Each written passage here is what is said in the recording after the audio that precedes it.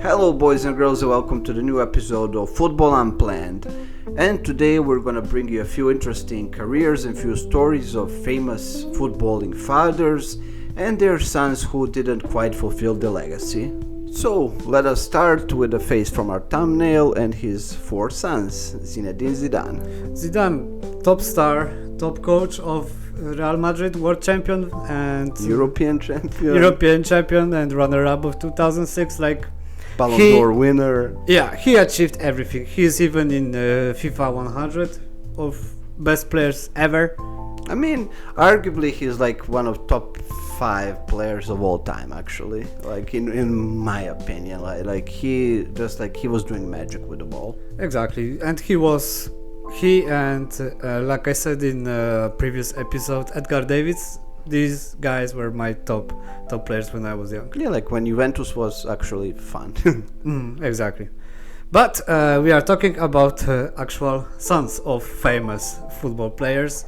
And like you said, he has 3 sons? 4 sons. 4 sons, actually. 4 sons, and all of them tried.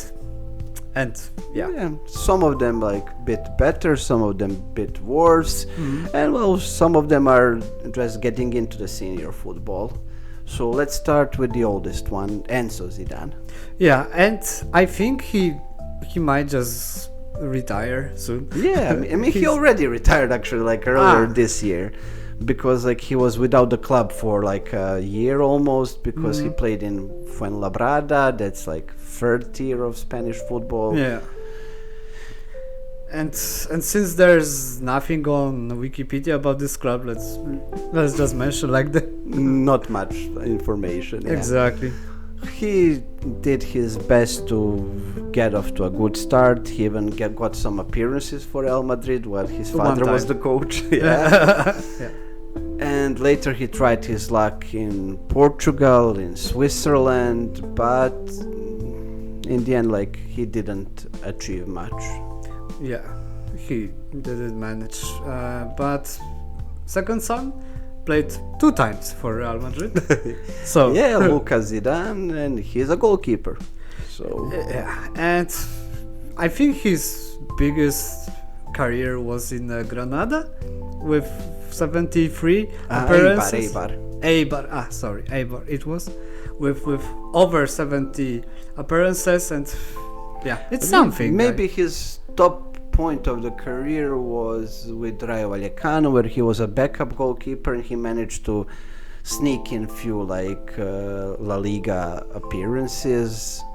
But in general, now he's in Segunda División, he's almost the second tier goalkeeper at this point, and now he moved to Granada, who got relegated from La Liga last year, so no luck there. But I mean, in goalkeeper's terms, he is still young, and he has some opportunities to actually get to La Liga again. He still might play for long years. Yeah, exactly. As a goalkeeper, yeah. But the question is, can you get him in FIFA? Yes, because second tier in FIFA is there. Of Spanish football, yeah, it's licensed, so he exists. Nice. And another son will actually exist because he signed for Cordoba. He managed to play for Real's second team. He's the first son that has 0 appearances for the first team, but I think that's only because now different coach. The father is not the coach, yeah. And he played over 90 times for them in the 3rd division, and actually now he managed to move up. He signed for Cordoba, and he's only 22. He's actually playing for them, and he's a center back, right? No, he's a center mid mostly, but a very big one, because he's very tall. He's 1.96 m or something. Oh. So he has overgrown his by a lot. And so he might be an interesting prospect. He also got some youth appearances for his countries at this point. Yeah, because Zinedine is also from Algeria, his parents, and his wife is Spanish, right? I think she's even Venezuelan. Even something But like they that. were all born in Spain, so there's like a lot of like countries they can represent. Actually, Exactly. all of them. Yeah. So Yeah, they could choose like 4 countries. even. yeah, at least that we know of. Yeah. But his youngest son has obviously chosen France, and he's currently part of their under 19 setup. He's only 18. He came through the youth academy of Real Madrid, and now he signed for Betis. Betis. Oh, this sounds familiar, at least for Yeah. me. Yeah. So Elias is actually playing on a center back position. Yeah, that's the one. I mean, his sons were all across the field, actually, like from goalkeeper to defense, midfield, and Very important positions, like the ones that you are actually starting building team in a Football Manager.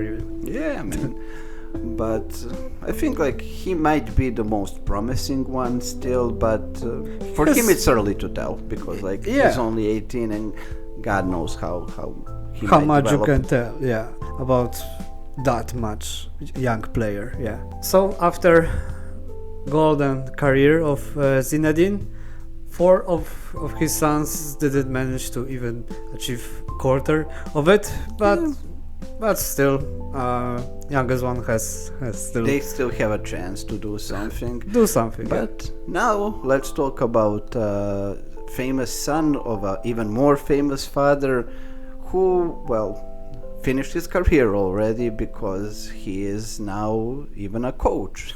Exactly, and we are talking about FC Barcelona icon Johan Cruyff. Yeah, and his son Jordi. You think total football, you see Johan Cruyff. Yeah, exactly.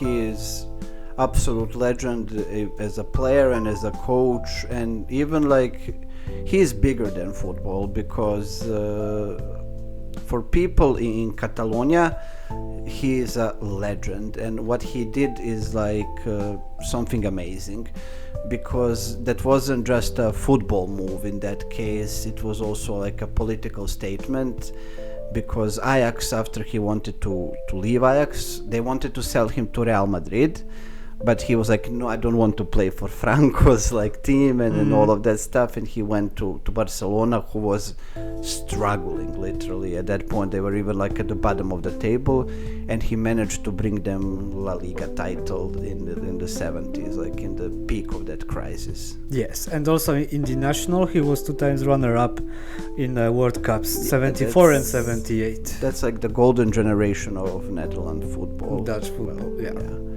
So that's something like, and then he also as a coach brought fame to Ajax and Barcelona again. Exactly, and until this day we see his influence to football, because Xavi, well, tried, but Jose Guardiola is like his, I would say, coaching son. Yeah, I guess, because His, like Johan Cruyff's idea, you saw that in FC Barcelona with Messi, Iniesta, Xavi, and now in Manchester City. yeah, exactly. So that's like his legacy will live on even after his death. Yeah, even a long time until now even. Yeah, and unlike Zidane's sons, well, his son still carved out a decent career. Like he started similar to them, also playing for his father. He played for Barcelona, and after that he moved to Manchester United. And with Manchester United, he got his biggest wins. He was even English champion, Premier League champion in 90s. Yeah. He won, and even before that, he won Spanish Super Cup. So if He got some trophies. he got some trophies, and if that's not a good career, I don't know what's He not. even managed to have few appearances for Netherlands. He Yeah. was there at the Euro 96. And score a goal versus Switzerland. Yeah, exactly. But then he returned to Spain after the United spell. He played very decently actually for Alaves for a few years, and then he moved to Ukraine, and then player Metalurg coach role. Donetsk. Yeah, and then player role coach at Malta.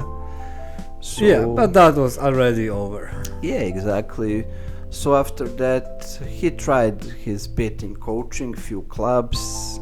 Also in China, Yeah. Shenzhen. And If I read Ecuador this correctly. national team also. Mhm. But let's see, his most prominent role was as a sports director for Barcelona that he did for a few years. Yeah, like apparently he was a okay player on a like international level, but yeah, managing Yeah. was his thing actually. I mean, in general, yeah. So even though he didn't like completely flop as a player, when your father is Johan Cruyff, like these shoes are like impossible to fill. So Mhm. Yeah, it doesn't happen two times in one family. very rarely. Very rarely, yeah.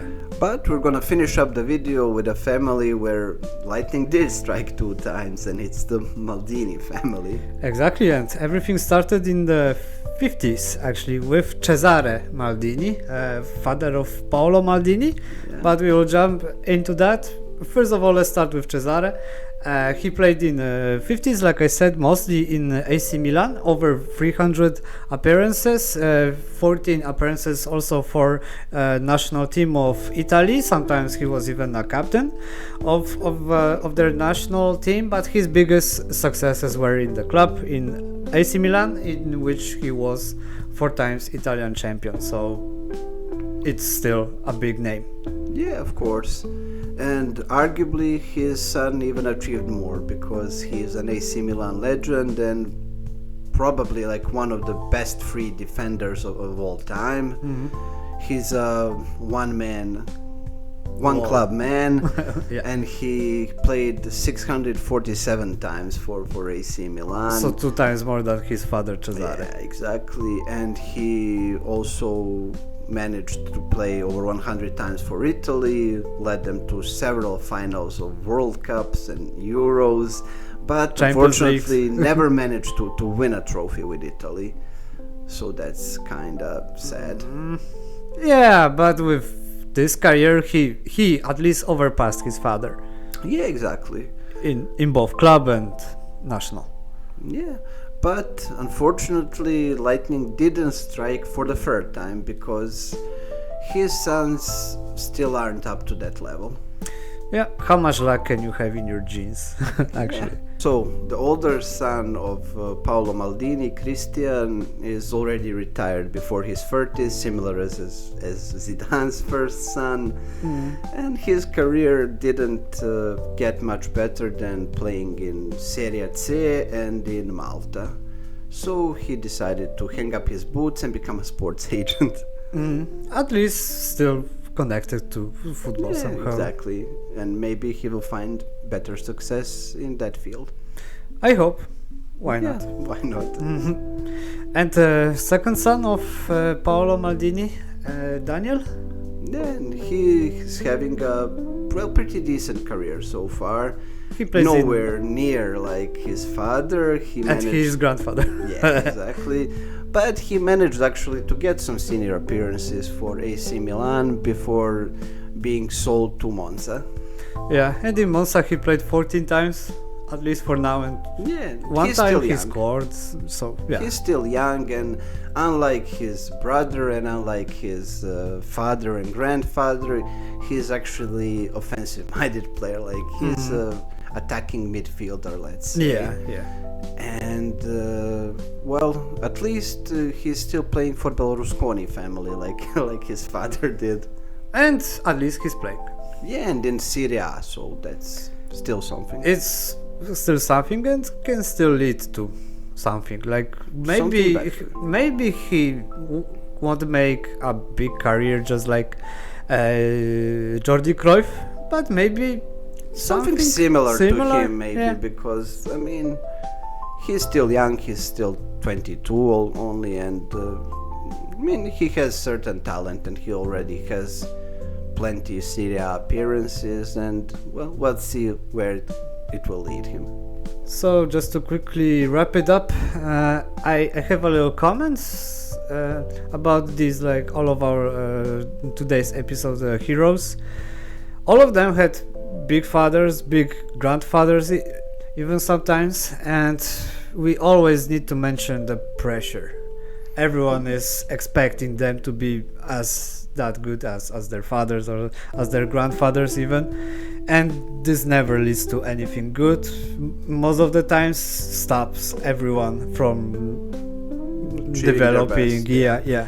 I mean, we see that in professional sports all the time. So, most recent example is now in basketball with LeBron James and his son, and the way he's getting drafted to the same team. Like, it's all so manufactured, and it's creating unnecessary hate and unnecessary pressure on the kid. Too much pressure. Like every sports guy has a pressure on his shoulders, but if your father is even watching you and you know, like, oh Jesus, my father was like world champion or champion of this, of that, everyone is expecting you. Yeah, every smallest mistakes, they will grow like 10 times more. Yeah, and you're under the radar because, like, you have to also be the nepo baby charges there because like it's not as simple as people think. So yeah, I definitely agree with you on that point. Yeah, so this was our new episode. Leave your comments of maybe also famous players that you think about and their kids. Maybe they played some like different sports. Leave a like, share and subscribe, just like always. My name is Patrick, and with me was, just like always, Srdjan, and we wish you a nice day and take care.